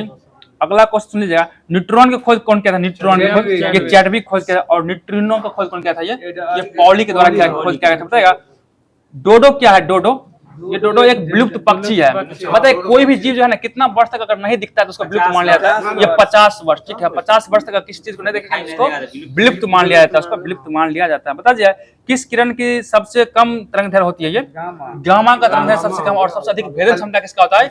यही गामा का, सबसे अधिक भेदन क्षमता गामा का होता है। बताइएगा ऊर्जा पिरामिड किस अवस्था में होता है? कैसा होता है इसका ऊर्जा का पिरामिड? हमेशा सीधा होता है, ठीक है, सीधा हो जाएगा। अगला क्वेश्चन, तालाब वाला उल्टा, तालाब में उल्टा होता है, ठीक है। बता दीजिए आप लोग का यूरिया का रासायनिक नाम क्या होता है? यूरिया का रासायनिक नाम कार्बामाइड, कार्बामाइड हो जाएगा। बताएगा किस विटामिन की कमी से रतौंधी नामक बीमारी होता है? ये विटामिन ए की कमी से होता है। और रतौंधी नामक बीमारी किस अंग से संबंधित है? ये आंख से संबंधित रोग हो जाएगा, ठीक है। बताएगा विद्युत शक्ति का मात्रक क्या हो जाएगा? ये वाट हो जाएगा। बताएगा सभी मूल बलों में सबसे दुर्बल बल कौन हो जाएगा? ये गुरुत्वीय बल, गुरुत्वीय बल सबसे दुर्बल बल होता है, ठीक है। बताइए बांध में संग्रहित जल किस ऊर्जा से युक्त है? ये स्थितिज ऊर्जा हो जाएगा। और बोलेगा खींचा हुआ धनुष में कौन सा ऊर्जा होता है? ये भी स्थितिज ऊर्जा हो जाएगा, ठीक है। और चलती हुई वाहन में कौन ऊर्जा हो जाएगा? ये गतिज ऊर्जा हो जाएगा, ठीक है। बताइएगा चुंबकीय क्षेत्र का ऐसा मात्रक क्या हो जाएगा? ये टेस्ला हो जाएगा, ठीक है। और बता दीजिए अगला क्वेश्चन की सूखी बर्फ किसको कहा जाता है? ये ठोस कार्बन डाइऑक्साइड को सूखी बर्फ कहा जाता है, ठीक है। बताइए दृश्य प्रकाश का जो है ना आवृत्ति कितना होता है? ये 3900 से 78 -400 nm से -700 nm, 400-700। बता दीजिए आप लोग ऊर्जा का ऐसा मात्रक क्या हो जाएगा? जूल, जूल हो जाएगा। ऊर्जा का ऐसा मात्रक क्या होता है? जूल हो जाएगा, ठीक है। बता दीजिए आप लोग जीएसटी कब लागू किया भारत में? 2017 में, 1 जुलाई 2017 को। नीति आयोग आया था 2015 में। ठीक है दोस्तों, सार संग्रह का जो भी था यहीं पे समाप्त किया जा रहा। अब हम लोग चल रहे हैं दर्पण के माध्यम से जो भी होमवर्क आपको दिया गया था दर्पण की ओर से आपको चल रहा दर्पण में। अगला क्वेश्चन बताइएगा दर्पण से, वह इतिहासकार जिसने भीमबेटका गुफा खोज किया था कौन सा? वो विष्णुधर वांककर, विष्णुधर वांककर के द्वारा खोज किया गया था, ठीक है। विष्णुधर वांककर द्वारा खोज किया। बताइएगा ऋग्वेद के कितने मंडल में चारों वर्णीय का व्यवस्था का उल्लेख मिलता है? 10वें मंडल में मिलता है। और बता दीजिएगा 10वां मंडल जो है ऋग्वेद का 10वां मंडल कब जोड़ा गया? सबसे लास्ट में जोड़ा गया था। और पता है ऋग्वेद का सबसे बड़ा मंडल कौन हो जाएगा? ये 10वां मंडल हो जाएगा। और कौन सा मंडल सोम देवता को समर्पित है? ये 9वां मंडल हो जाएगा। और गायत्री मंत्र का उल्लेख किस मंडल में मिलता है? ये 3रा मंडल में मिलता है, 3रा मंडल। और कृषि का उल्लेख किस मंडल में बताइए आप लोग? ये 4था मंडल हो जाएगा, कृषि का उल्लेख हो जाएगा। और सबसे अंतिम में जोड़ा गया मंडल कौन होगा? पहला और 10वां दोनों को अंतिम में जोड़ा गया था, ठीक है। अगला क्वेश्चन बताइएगा भारत में शिलालेख का प्रचलन सर्वप्रथम किसके समय में हुआ था? ये अशोक, मौर्य सम्राट अशोक के समय में हुआ था। और अशोक किसका पुत्र था? ये बिंदुसार का पुत्र हो जाएगा। और पूछेगा पौत्र किसका, मतलब पौत्र किसका था? ये पौत्र, पौत्र मतलब पोता होता है। ये चंद्रगुप्त मौर्य का हो जाएगा, चंद्रगुप्त मौर्य का पुत्र हो जाएगा, ठीक है। पुत्र होगा तब हो जाएगा बिंदुसार हो जाएगा, ठीक है। बता दीजिए आप लोग की अगला क्वेश्चन बताइएगा अलाउद्दीन खिलजी की किस इमारत को इस्लामी वास्तुकला के रत्न कहा जाता है? वास्तुकला का रत्न, इस्लामी वास्तुकला का रत्न किसको कहा जाता है? ये अलाई दरवाजा कहा था। और अलाई दरवाजा का निर्माण कौन करवाया था? अलाउद्दीन खिलजी के द्वारा करवाया गया था। बताइएगा कश्मीर के किस सुल्तान को हिंदू मंदिरों एवं मूर्तियों को तोड़ने का कारण बूथ सिकन का उपाधि दिया गया था? ये सिकंदर शाह, सुल्तान सिकंदर शाह को क्या कहा? बूथ सिकन, ये मूर्ति को तोड़ देता था। अगला क्वेश्चन बता दीजिए आप, जो क्षेत्र मराठों के प्रत्यक्ष नियंत्रण में होता था उसे क्या कहा जाता था? उसमें स्वराज, स्वराज कहा जाता था। बताइएगा ताजमहल का निर्माण करने वाला मुख्य स्थापत्य कलाकार कौन था? वो उस्ताद अहमद लाहौरी, ठीक है। उस्ताद अहमद लाहौरी हो जाएगा, ठीक है। बताइएगा किस आंग्ल मैसूर युद्ध के दौरान टीपू सुल्तान का मृत्यु हो गया था? चतुर्थ आंग्ल मैसूर युद्ध कब हुआ था? ये 1799 हुआ था, ठीक है। बताइएगा क्रांतिकारी संगठन अभिनव भारत का कौन सा सदस्य था ना बम बनाने के सीखने के लिए पेरिस गया था? ये पी.एन. बापट को भेजा गया था पेरिस। ठीक है, बताइए ब्रिटिश सरकार ने किस वर्ष महात्मा गांधी को केसर ए हिंद उपाधि से सम्मानित किया गया था? ये 1915 में। और बता दीजिए आप लोग केसर ए हिंद उपाधि क्यों दिया गया था महात्मा गांधी को? क्योंकि प्रथम विश्व युद्ध जब हुआ था उसमें ये जो भारतीय को क्या होता है सेना भर्ती होने के लिए प्रेरित किए थे। हाँ, इसी कारण किया गया। प्रथम विश्व युद्ध कब हुआ? उसी में शामिल आए थे, 14 ही शुरू हुआ था प्रथम विश्व, समझे? तो उसी में शामिल करने के लिए प्रेरित किए थे, इसी कारण दिया गया था कांग्रेस द्वारा 1915। अरे बिना मतलब कांग्रेस किसी कुछ दिया देता है, इसी कारण दिया था। ठीक है, अगला क्वेश्चन बताइएगा, साइमन कमीशन कब आया था ये भारतीय? 3 फरवरी 1928 को पहुंचा था भारत। और साइमन कमीशन क्या कहा था? ये व्हाइट मैन कमीशन भी कहा था, व्हाइट मैन कमीशन कहा था। बताइएगा आजाद हिंद फौज की स्थापना का विचार सर्वप्रथम किसके मन में आया था? ये मन याद रखिएगा, मन से आएगा मोहन सिंह, कैप्टन मोहन सिंह। मन रख लेगा, मोहन सिंह मारिएगा, क्या बार हम गलती मार दी, मोहन सिंह हो जाएगा। आजाद हिंद फौज का स्थापना का विचार सर्वप्रथम आया था मोहन सिंह के मन में आया था। ठीक है, अगला क्वेश्चन बता दीजिए आप लोग की पंडित जवाहरलाल नेहरू की अध्यक्षता में अंतरिम सरकार का गठन कब किया गया था? अंतरिम सरकार का गठन, ठीक है, 1946 2 सितंबर 1946 को गठन किया गया था। बताइए पाकिस्तान शब्द का जन्मदाता किसे माना था? ये चौधरी रहमत अली को माना जाता। ठीक है, बता दीजिए अगला क्वेश्चन की जलियांवाला बाग हत्याकांड में किसने मुखबिरी किया था? ये हंसराज द्वारा ही किया गया था। ठीक है, अभी क्वेश्चन था हंसराज क्लियर भी हो गया हंसराज। और कब हुआ था ये घटना? ये 13 अप्रैल 1919 को किया गया था। ठीक है, अगला क्वेश्चन बताइएगा तीनों गोलमेज सम्मेलन में कौन इंग्लैंड का प्रधानमंत्री कौन था? वो रैमजे मैकडॉनल्ड हो जाएगा। और बता दीजिए कि तीनों गोलमेज सम्मेलन में भाग लेने वाला कौन था? ये भीमराव अम्बेडकर एक व्यक्ति और थे, सर तेज बहादुर सप्रू हो जाएंगे। और महात्मा गांधी ने किस में भाग लिए थे? किस में? दूसरा गोलमेज सम्मेलन में भाग लिया था। और बता दीजिए आप लोग कि दूसरा गोलमेज सम्मेलन में भाग लेने के लिए महात्मा गांधी किस जहाज से गए थे? इंग्लैंड एस राजपुताना नामक जहाज से गए थे। और दूसरा गोलमेज सम्मेलन सफल रहा या असफल रहा? ये असफल रहा था। ठीक है, गांधी रिविल समझौता कब हुआ था? ये 4 या 5 मार्च 1931 को हुआ था। इसी समझौता के तहत वो गए थे द्वितीय गोलमेज सम्मेलन में भाग लेने के लिए। ठीक है, अगला क्वेश्चन बता दीजिए 11 दिसंबर 1946 को कौन संविधान सभा का अस्थायी अध्यक्ष निर्वाचित किया गया था? ये डॉक्टर राजेंद्र प्रसाद किया गया था। और संविधान सभा का अस्थायी अध्यक्ष किसे चुना गया था? ये डॉक्टर सच्चिदानंद सिन्हा को पूछा कब चुना गया था? बता क्या बताइएगा? 9 दिसंबर 1946 को 2 दिन के लिए चुना गया था। और उसके बाद 11 दिसंबर को कौन आ गए थे? हमारे डॉक्टर राजेंद्र प्रसाद जी आ गए थे। बता दीजिए राष्ट्रपति पद के उम्मीदवार के लिए निर्वाचन मंडल के कितने सदस्य प्रस्तावक तथा कितने सदस्य का अनुमोदन होता है? 50-50 50-50 हो जाएगा। ठीक है, अगला क्वेश्चन बताइएगा किस अनुच्छेद के अंतर्गत जो है ना सर्वोच्च न्यायालय को अभिलेख न्यायालय कहा गया है? ये अनुच्छेद 129 तहत किया गया। ठीक है, बहुत ही अच्छा जवाब आ रहा है आप लोग का। बता दीजिएगा आप लोग की किस कब से मंत्रिमंडल के एक प्रस्ताव के तहत नई संस्था जिसे राष्ट्रीय भारत परिवर्तन संस्था यानी NIT नीति आयोग का स्थापना कब आया था? ये 1 जनवरी 2015। देखिए कितना बड़ा क्वेश्चन। नीति आयोग 1 जनवरी 2015 को स्थापना किया गया था। बता दीजिए अंतर्राज्यीय परिषद का स्थापना कब किया गया था? ये जून 1990 में, जून 1990 किया गया था। ठीक है, बता दीजिए राज्यसभा के सदस्य की अधिक से अधिक संख्या कितना हो सकता है राज्यसभा में? ये 250 हो सकता है। ठीक है, अगला क्वेश्चन बताइएगा, अगला क्वेश्चन आप ही सारा बता दीजिए क्वेश्चन जीव भार का पिरामिड जिसका परिस्थिति तंत्र उल्टा होता है किस कहाँ होता है? ये तालाब में उल्टा होता है। बता दीजिए अगला क्वेश्चन की काजीरंगा वन्यजीव अभयारण्य कहाँ पड़ता है? ये असम पड़ता है। और किसके लिए प्रसिद्ध है? ये एक सिंह वाला गेंडा के लिए क्या है? ये प्रसिद्ध हो जाएगा। ठीक है, अगला क्वेश्चन बता दीजिए पृथ्वी पर पेड़ पौधे तथा जीव जंतु सहित सभी परिस्थिति तंत्र सम्मिलित रूप से क्या कहते हैं? उसको बायोम कहते हैं। इसको सम्मिलित रूप से इसको बायोम कहा जाता है। बहुत ही बताइएगा कार्टाजेना का संबंध किससे है? कार्टाजेना का संबंध जैव सुरक्षा से हो जाएगा। जैव सुरक्षा से पता है ग्रीन मफलर का संबंध किससे है? ध्वनि प्रदूषण से। और ग्रीन मफलर का क्या क्या आता है बताइए तो? रोड के साइड में क्या कहता है? पेड़ पौधा को लगाया जाता है। उससे क्या ध्वनि प्रदूषण कम होता है। जैसे गाड़ी जब चलेगा सीटी बजाएगा तो क्या पेड़ करने वाला उसका ध्वनि बहुत मतलब रुकेगा और फैलेगा नहीं बाहर, इसलिए क्या ध्वनि प्रदूषण वहां पे रुकेगा। बताइएगा 2 विभिन्न पारिस्थितिकी तंत्रों के माध्यम का संक्रमण क्षेत्र क्या कहलाता है? ये इकोक्लाइन कहलाता है। बताइएगा पारिस्थितिकी तंत्र में ऊर्जा का प्राथमिक स्रोत क्या हो जाएगा? ये रोज आता है सूर्य ऊर्जा हो जाएगा। ठीक है, सौर ऊर्जा हो जाएगा। बताइएगा ओजोन परत के संरक्षण का पता किसने लगाया था? ये जोसेफ फॉरमैन। बताइएगा ओजोन छिद्र कहाँ देखा गया था? ये अंटार्कटिका में देखा गया था। ठीक है, अगला क्वेश्चन ओजोन संरक्षण दिवस कब मनाया था? ये 16 सितंबर को मनाया था। बताइएगा कार्बन चक्र की वह प्रक्रिया जिसके द्वारा कार्बन डाइऑक्साइड वातावरण में वापस चली जाती है क्या कहलाता है? वो दहन एवं शोषण द्वारा चला जाता है। ठीक है, बता दीजिए आप लोग की किस संस्था द्वारा स्वस्थ पर्यावरण को मानव अधिकार घोषित किया गया है? ये संयुक्त राष्ट्र महासंघ के द्वारा। बताइए पृथ्वी पर अधिकतम ऊंचाई पर माउंट एवरेस्ट की तथा अधिकतम गहराई किसका है ये? मैरियाना गर्त। इसका गहराई कितना हो जाएगा ये? 11,022 मीटर गहरा है मैरियाना गर्त। बता दीजिए माउंट एवरेस्ट का ऊंचाई कितना हो जाएगा ये? 8850 यानी 8848 या 50 लिखा है, ऑप्शन 8850 हो गया, ठीक है, 8850 मीटर हो जाएगा। बता दीजिए आप लोग कि माउंट एवरेस्ट को नेपाल में क्या कहा जाता है? ये सागर माथा कहा जाता है, ठीक है। बताइए पृथ्वी के कितना % भूभाग पर महाद्वीप पर विस्तृत महाद्वीपों का विस्तार है ये? 29.3% हो जाएगा। और महासागर कितना पड़ जाएगा ये? 73, ठीक है, 70% के लगभग 71% के पास हो जाएगा। बता दीजिए आप लोग कि दक्षिण अफ्रीका में के जोहान्सबर्ग को स्वर्ण नगर तथा किम्बरले को किस नगर के नाम से जाना जाता है?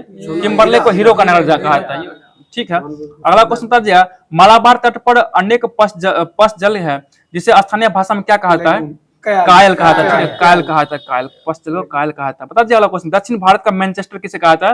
कोयम्बटूर कहा था। और उत्तर भारत का मैनचेस्टर ये कानपुर कहा था। और भारत का मैनचेस्टर ये अहमदाबाद को कहा था, ठीक है। अगला क्वेश्चन था, जूट उद्योग का पहला कारखाना कहाँ लगाया गया था? पश्चिम बंगाल के रिसरा में लगाया, ठीक है। और कब लगाया गया था ये? 1855 में लगाया गया, रिसरा में लगाया गया था। बताइएगा उच्च कोटि का कहवा को किस नाम से जाना जाता है? ये अरेबिका कहा जाता है, ठीक है, अरेबिका। और बताइएगा भारत में जो कॉफी का सर्वाधिक खेती किस राज्य में होता है? ये कर्नाटक में होता है। और बताइए पहली बार कॉफी भारत में किस जगह पे उगाया गया था? ये बाबा बुदन का पहाड़ी कर्नाटक में ही उगाया गया था, ठीक है। अगला क्वेश्चन आप लोग बता दीजिए, अगला क्वेश्चन कि वर्गीज कुरियन जो है किस क्रांति से संबंधित है? ये श्वेत क्रांति। और श्वेत क्रांति का जनक भी किसे कहा था? वर्गीज कुरियन को ही कहा जाता, ठीक है। अगला क्वेश्चन बता दीजिए आप लोग की मुद्रा के अवमूल्यन का क्या परिणाम होता है? मुद्रा अवमूल्यन का निर्यात में वृद्धि और भुगतान संतुलन में सुधार। अगला क्वेश्चन है, भारतीय औद्योगिक विकास बैंक का स्थापना कब हुआ था? ये 1964 में हुआ। भारतीय औद्योगिक विकास बैंक का स्थापना कब हुआ? 1964 में हुआ था, ठीक है। अगला क्वेश्चन, भारतीय रिजर्व बैंक भारत का केंद्रीय बैंक है, इस बैंक की स्थापना कब हुआ था? ये 1935, 1 अप्रैल 1935 को। और रिजर्व बैंक का राष्ट्रीयकरण कब हुआ था? ये 1949 में किया गया था, ठीक है। और एसबीआई का स्थापना कब हुआ था? ये 1955 में। और एसबीआई बनने से पहले वो कौन सा बैंक था? वो इंपीरियल बैंक था। और इंपीरियल बैंक का स्थापना कब हुआ था? 1921 में किया गया था, ठीक है। बहुत ही अच्छा जवाब। बता दीजिए WTO का स्थापना कब हुआ था? ये 1995, 1 जनवरी 1995 बना था। और WTO से पहले क्या था? ये गेट GATT। और बता दीजिए GATT के रूप में इसका स्थापना कब हुआ था? 1947 में हुआ था, 1947 में हुआ था, ठीक है। बताइए अर्थशास्त्र का पिता किसे कहा था? एडम स्मिथ को कहा जाता, ठीक है। अगला क्वेश्चन बता दीजिए आप लोग किसे काली मौत कहा था? बताइए तो प्लेग को कहा था। और प्लेग किससे फैलता है? चूहा काटने से फैलता है, चूहा काटने से फैलता है, ठीक है। बताइए कार्य का मात्रक क्या हो जाएगा? ये जूल हो जाएगा, ठीक है। बताइए प्रकाश वर्ष किसका का? ये दूरी का आता है। बताइए किस गैस को मार्स गैस भी कहा था? ये मिथेन। और मिथेन का सूत्र क्या हो जाएगा? CH4 हो जाएगा, ठीक है। बताइए अग्निशामक वस्त्र किसके बनाया जाता है? ठीक है, एस्बेस्टस के बनाया जाता है। बहुत ही अच्छा बताइएगा जेम्स चैडविक ने किसका खोज किया था? ये न्यूट्रॉन का खोज किया था, ठीक है, ठीक है। बताइएगा अशुद्ध कपूर को किस प्रकार शुद्ध किया जाता है? ये उत्परपातन विधि द्वारा शुद्ध किया जाता है, ठीक है। अगला क्वेश्चन बताइए परिवार एक साधन है कैसा? औपचारिक शिक्षा का। ये बाल विकास से संबंधित है, ये क्वेश्चन जरूरी नहीं हम लोग के लिए। बताइए फूलों का अध्ययन क्या कहलाता है? एंथोलॉजी कहलाता है। शक्तिमान 1 शक्तिमान 2 का संबंध किस फसल से? ये मक्का से हो जाएगा, ठीक है। अगला क्वेश्चन बता दीजिए आप लोग की आंवले में कौन सा विटामिन पाया जाता है? विटामिन सी प्रचुर मात्रा में पाया जाता है, ठीक है। विटामिन सी का रासायनिक नाम क्या हो जाएगा? एस्कॉर्बिक एसिड हो जाएगा। और विटामिन B1 का रासायनिक नाम बताइए, रासायनिक नाम थायमिन हो जाएगा, ठीक है। और विटामिन B1 कमी से कौन कौन सा रोग होता है? ये बेरी नामक रोग होता है विटामिन B1 कमी से, ठीक है। अगला क्वेश्चन बता दीजिए आप लोग की ओलंपिक चिन्ह क्या होता है? ये निरंतर। ओलंपिक चिन्ह का अर्थ क्या होता है? निरंतरता अर्थ हो जाएगा। बताइए संयुक्त राज्य अमेरिका का राष्ट्रीय खेल क्या हो जाएगा? बेसबॉल हो जाएगा, बेसबॉल। और भारत का राष्ट्रीय खेल क्या है? ये हॉकी हो जाएगा। और पाकिस्तान का क्या है? उसका भी हॉकी है, ये, ठीक है। बताइए शतरंज के खेल बोर्ड के कितने वर्ग होते हैं? 64 को बोर्ड होता है, ठीक है, बोर्ड। बताइए भारतीय ओलंपिक संघ की स्थापना कब हुआ था? ये 27 में 1927 में किया गया था, ठीक है। बताइएगा पेनाल्टी किक शब्द का संबंध किस खेल से है? ये फुटबॉल। किक मतलब कहाँ लगता है? फुटबॉल में लगता है किक, ठीक है। बताइए अंतर्राष्ट्रीय ओलंपिक समिति का स्थापना कब हुआ था? ये 1894 में किया गया था। राष्ट्रमंडल खेल में भारत ने किस वर्ष भाग लिया था? 1934 में लिया था। और राष्ट्रमंडल खेल का शुरुआत कब हुआ था? 1930 से शुरुआत हुआ, ठीक है। बताइए गोल्फ खेल परिसर को क्या कहा है? कोर्स कहा था, कोर्स। बता दीजिए आप लोग की HTTP का फुल फॉर्म क्या होगा? ठीक है, हाइपरटेक्स्ट ट्रांसफर प्रोटोकॉल हो जाएगा, ठीक है। अगला क्वेश्चन बताइएगा प्रथम भारतीय उपग्रह कौन था जिसे 19 अप्रैल 1975 को छोड़ा गया था? ये आर्यभट्ट हो जाएगा, ठीक है। अगला क्वेश्चन बता दीजिए राज शब्द का सर्वप्रथम प्रयोग किसने किया था? ये मैकियावेली द्वारा किया गया था, मैकियावेली द्वारा किया गया था, ठीक है। अगला क्वेश्चन आप लोग बता दीजिएगा कि किसान दिवस कब मनाया जाता है? ये 23 दिसंबर को मनाया जाता है और चौधरी चरण सिंह के जन्म दिवस पर ही मनाया जाता है। ठीक है, बताइएगा पृथ्वी का मानचित्र बनाने वाला प्रथम व्यक्ति कौन था? ये अलेक्जेंडर मेंडल हो जाएगा। ठीक है, और अगला क्वेश्चन आप लोग बता दीजिए विश्व का सबसे बड़ा ज्ञात नदी द्वीप कहाँ कौन हो जाएगा? ये माजुली हो जाएगा। और ये कहाँ पड़ता है? ये असम में पड़ता है। ठीक है, असम में पड़ता है। ठीक है, बताइएगा ब्लैक पेगोडा के नाम से प्रसिद्ध मंदिर कौन हो जाएगा? ये कोणार्क हो जाएगा। और कोणार्क कहाँ पड़ता है? ओडिशा में पड़ता है, ओडिशा में। ठीक है, ओडिशा हो जाएगा। ठीक है, बताइए अयोध्या में राम मंदिर का निर्माण जो हुआ था किस सदी में किया गया है? ये नागर शैली। मतलब उत्तर भारत में सही मंदिर का निर्माण नागर शैली में होता है और दक्षिण भारत में द्रविड़ शैली हो जाएगा और मध्य भारत में कैसा होता है? ये बेसर शैली में किया जाता है। ठीक है, बेसर शैली हो जाएगा। ठीक है, क्या पेज है आप पेज देखिए। तो दोस्तों दर्पण का जो भी महत्वपूर्ण क्वेश्चन था सभी को करवा दिया गया। अब हम लोग चल रहे हैं एसपीटी के माध्यम से जो आपको करंट दिया गया था, करंट को लेकर आए हैं आप लोग के बीच। बता दीजिए यात्रा उत्सव कहाँ मनाया गया? ये त्रिपुरा में मनाया गया। ठीक है, त्रिपुरा में मनाया गया। ठीक है, बताइएगा कहाँ के उन्नत रोबोटिक सर्जरी मशीन मेडिस जर्विस का उद्घाटन किया गया? ये असम में किया गया, असम में किया गया। ठीक है, अगला क्वेश्चन बताइएगा लीजेंड ऑफ इंडोस्कोप पुरस्कार से किसे मिला है? ये डी नागेश्वर रेड्डी को दिया गया। बताइएगा भारतीय नौसेना ने मेघालय देखिए ना क्वेश्चन, अगला क्वेश्चन सुनिएगा फिर से। क्वेश्चन ये था कि भारतीय नौसेना ने मेघायन 25 के तीसरा संस्करण का मेजबानी कहाँ किया है? ये नई दिल्ली में हो जाएगा। नई दिल्ली बताइएगा कहाँ की शहनाई को जिया टैग मिला? ये बनारस का मिला। ठीक है, बनारस हो जाएगा। बताइएगा यूनेस्को के memorial of the world register में किस दो को शामिल किया गया? ये नाट्यशास्त्र और भागवत गीता को, नाट्यशास्त्र और भागवत गीता को शामिल किया गया। ठीक है, बताइएगा किस आईआईटी के वैज्ञानिकों ने खारे पानी के उपचार के लिए कमल के पत्ते जैसा सौर एवेपोरेट विकसित किया है? ये आईआईटी मुंबई के द्वारा किया गया। ठीक है, बताइएगा इंटरनेशनल बिग कैट अलायंस का मुख्यालय कहाँ हो जाएगा? इंटरनेशनल बिग कैट अलायंस का मुख्यालय भारत हो जाएगा। ठीक है, बताइएगा किस राज्य सरकार ने महिला सम्मान अभियान शुरू किया है? महिला सम्मान अभियान ये बिहार के द्वारा शुरू किया गया। ठीक है, बिहार हो जाएगा।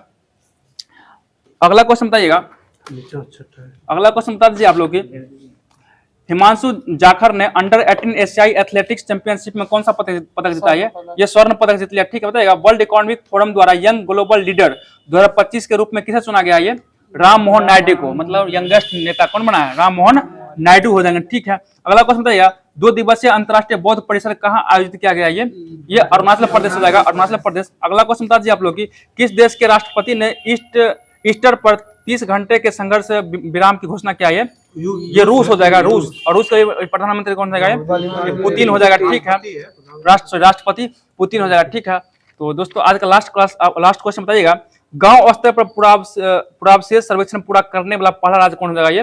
ये कर्नाटक हो जाएगा। तो आज का जो भी महत्वपूर्ण क्वेश्चन बनना सभी को क्यूज के माध्यम से करवा दिया गया। और आज आप लोग के लिए आप लोग को वीडियो कैसा लगा जरूर बताइएगा, कमेंट कीजिएगा। और आपको थोड़ा भी अच्छा लगा तो वीडियो को लाइक कीजिएगा, कमेंट कीजिएगा, शेयर कीजिएगा। और कल के लिए आप लोग के लिए एक जो होमवर्क में क्वेश्चन दिया था, होमवर्क क्वेश्चन हो जाएगा ये कि किस उप अणु का नाम एक भारतीय वैज्ञानिक के अनुसार रखा गया? फिर से क्वेश्चन सुनिएगा, किस उप अणु का नाम एक भारतीय वैज्ञानिक के अनुसार रखा गया? इसका जवाब आप लोग कमेंट माध्यम से कीजिएगा। तब तक के लिए आप लोग से लेंगे विदा। जय हिंद।